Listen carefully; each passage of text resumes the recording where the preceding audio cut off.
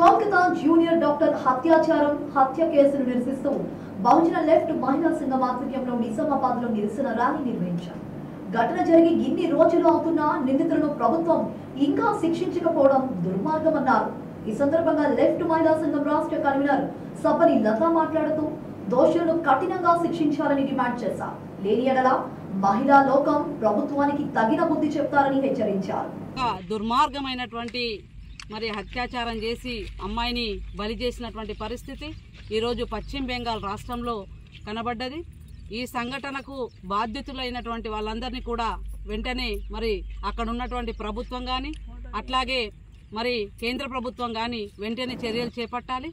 ఇంతవరకు కూడా మోడీ ప్రభుత్వం మరి ఈ అమ్మాయిని అత్యాచారం చేసి చంపేసిన తర్వాత మరి ఆ అమ్మాయిని మరి ఎందుకు ఆ నిందితుల విధమైనటువంటి దారుణానికి పూనుకున్నారు, అమ్మాయి పైన ఇంత అఘాయిత్యానికి ఎందుకు పాల్పడ్డారు, ఈ దోషులను వెంటనే శిక్షించాలని చెప్పేసి మరి ఇంతవరకు కూడా మోడీ సర్కార్ అక్కడ మరి ముందుకొచ్చినటువంటి దాఖలు లేవు. ఎందుకంటే ఈరోజు అమ్మాయిలపైన జరుగుతున్నటువంటి అత్యాచారాలను హత్యలను వెంటనే అరిగట్టాలని చెప్పేసి మరొకక్కడ మహిళా లోకం అంతా కూడా చెప్తా ఉన్నప్పటికీ ఇంతవరకు పట్టించుకున్నటువంటి పరిస్థితి లేదు.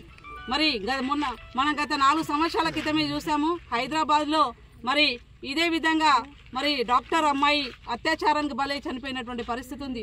ఇవాళ పశ్చిమ బెంగాల్లో కూడా ఒక డాక్టర్ వృత్తిలో ఉన్నటువంటి అమ్మాయిని కూడా మరి దుర్మార్గులు దుండగులు మృగాలు ఈరోజు వేటాడి అమ్మాయిని మరి హతమార్చినటువంటి సంఘటన ఈరోజు మరి పశ్చిమ బెంగాల్లో మరి తీవ్రమైనటువంటి వాళ్ళ కుటుంబానికి ఈరోజు మరి ఘోషను మిగిలించినటువంటి పరిస్థితి ఎదురైంది. దీనిపైన వెంటనే కేంద్ర ప్రభుత్వం దిగొచ్చి మరి ఆ నిందితులను అరెస్టు చేయాలి.